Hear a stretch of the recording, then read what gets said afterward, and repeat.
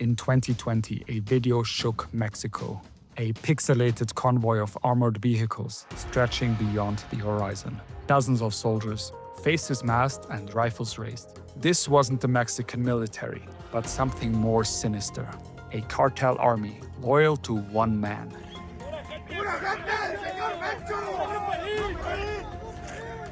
El Mencho was also known as the Zetas killer, the Los Zetas being the most sadistic cartel in Mexico, at least before he rose to power. Mencho's cartel also built submarines, downed police helicopters with RPGs, kidnapped El Chapo's kids, liquidated annoying YouTubers, and pressured teenagers into cannibalism.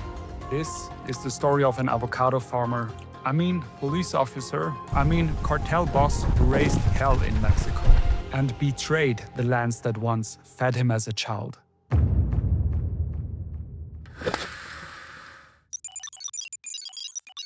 El Mencho was born in 1966 in a poor rural town of Michoacán, surrounded by avocado plantations as far as the eye can see. Stricken by poverty, his family needed every pair of hands. So by 5th grade, he dropped out of school to work the fields. But it didn't take long and he was hungry for more in life than guacamole. At 14, he saw farm life as an endless maze, barely making ends meet each and every day. So he took his first leap into the underworld by guarding wheat plantations hidden in the hills. But by his late teens, El Mencho realized that even wheat fields had limited potential, and he was hypnotized by the opportunities across the border. Fast money, bigger markets, and new opportunities. So in the 80s, he went all in. He hid in the back of a pickup truck and snuck into California. Unlike some border hoppers, he didn't start his new life washing dishes. Instead, him, his brother, and brother-in-law began trafficking meth and heroin in the Bay Area. They played cat and mouse for years. You know, traffic drugs, get busted, get deported, sneak across the border under a new name, rinse and repeat. El Mencho became somewhat of a shapeshifter. One week he was Jose, the next he was Miguel. These are only some of the names he used. But in 1992, it all came crumbling down.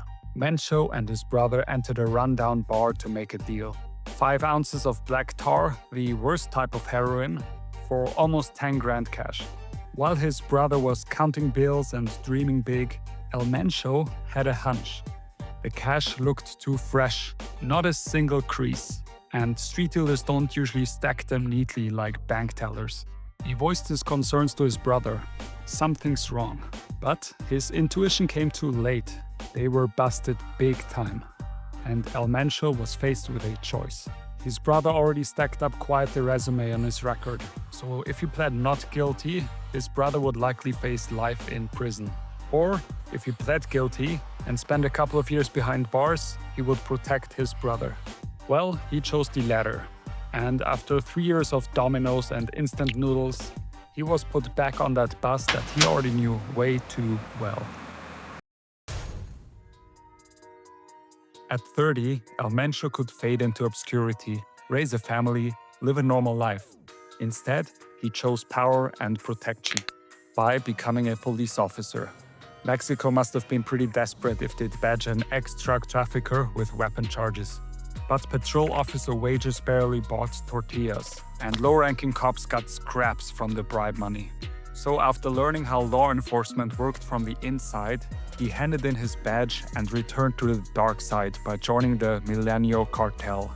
They became his new family, quite literally, as he married the sister of the Valencia brothers. In the cartel, El Mencho was known as quiet, disciplined, and somewhat humble. He didn't get his name engraved on a golden desert eagle. He joined the assassin squad of the cartel and protected his boss, El Maradona, until El Maradona got arrested. The rivaling cartel, the Los Zetas, saw the cracks within the Milenio's ranks, and so, with the support of the Gulf Cartel, saw their opportunity to bring the Milenio Cartel to its knees. El Mencho and his in-laws retreated to Guadalajara. There, he found a new patron, Coronel, El Chapo's man in Jalisco. Under his protection, El Mencho evolved from bodyguard to operator, controlling drug routes and hit squads across 2 states. But by 2010, everything collapsed. The new Milenio bosses, El Lobo and El Tigre, got captured, and then the Mexican army gunned down Coronel himself. Now you might think El Mencho was scared shitless, but no. For the first time in his life, El Mencho saw a clear path to the throne. A brutal power struggle erupted within the cartel. One faction backed El Pilo as the leader, another, led by Eric Salazar, pushed for El Mencho. El Mencho made his move and raised hell in Jalisco. The Milenio cartel shattered. One half became La Resistencia. El Mencho's half took a name that struck fear into enemies: Los Matacetas, the Zeta killers. His men spread propaganda, painting themselves as protectors of civilians against extortion. But then, words gave way to blood. Convoys burned, bodies piled, and Los Matacetas fought their way to dominance. And when the smoke cleared, only one man stood tall. El Mencho rebranded his army as the CJNG, the new generation cartel of Jalisco. The quiet avocado farmer turned cop turned killer had become the architect of Mexico's most dangerous organization. Initially, the CJNG was still only half of a former cartel, but that didn't last long. In just 6 months, they expanded operations from coast to coast. Fast forward a few years, and we're talking about a $50 billion empire. Just meth and coke alone netted them around $13 billion per year. And the DEA kept increasing El Mencho's bounty from 5 to 10 and eventually $15 million. So how the hell did he grow so quickly? Firstly, El Mencho is a very disciplined and calculated boss. While many other cartel bosses chase supercars, women, and drown in liquor, Mencho remained a simple man. No booze, no harem of women, and no swagger. All of his decisions were as cold as they were methodical. He didn't care for his ego, he just fed everything back into the growth of his empire. And while maintaining a relatively low profile in the US, Mencho was quietly building supply chains from Europe to Australia, where the same drugs fetched much higher profits than in the saturated US market.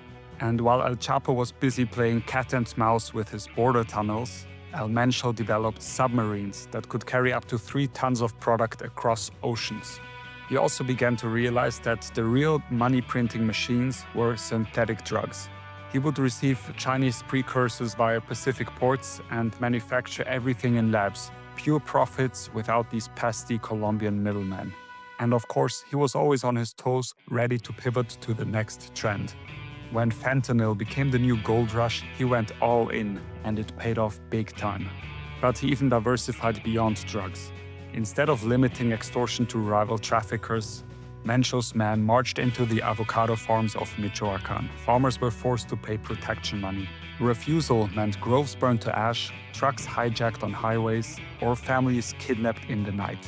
And if you paid attention in the beginning, you know how psychotic this move was. You see, Mencho himself had been a boy in those same orchards, picking avocados for pennies.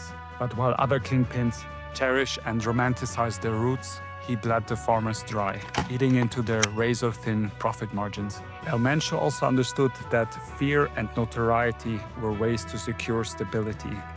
The CJNG didn't just kill, they also wanted their kills to send shockwaves through Mexican society.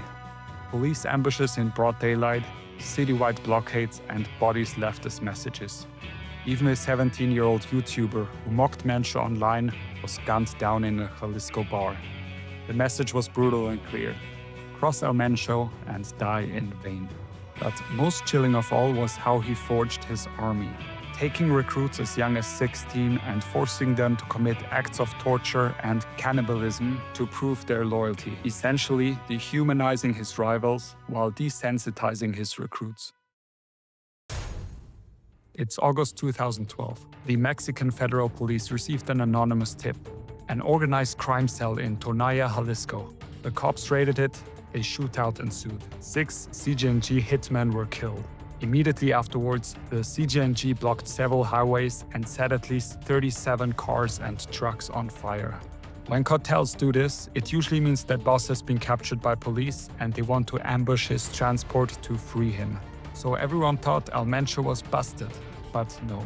They only torched those cars to prevent police from closing in on the area before El Mencho could escape.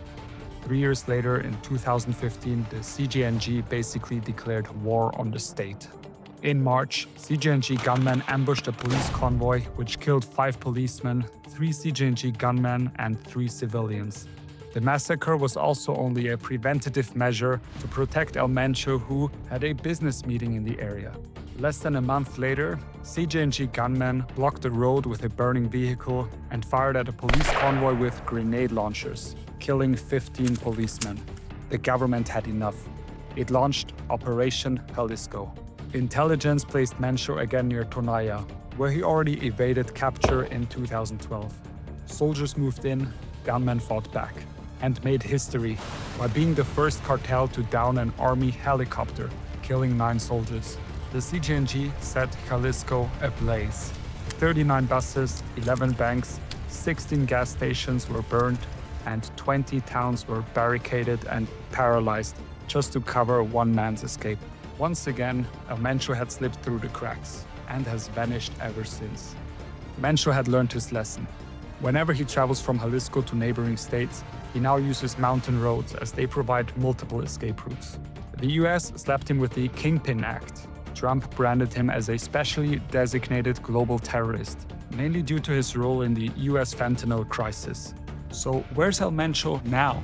Word is, El Mencho's got kidney disease. So bad, he built his own hospital to treat it. El Mencho hasn't been seen for several years now. And since then, several messages appeared claiming he had suffered cardiac arrest and was dead. But that might be exactly what he wants you to think. So what do you think? Is he still among us? And if you were El Mencho, where would you be hiding right now?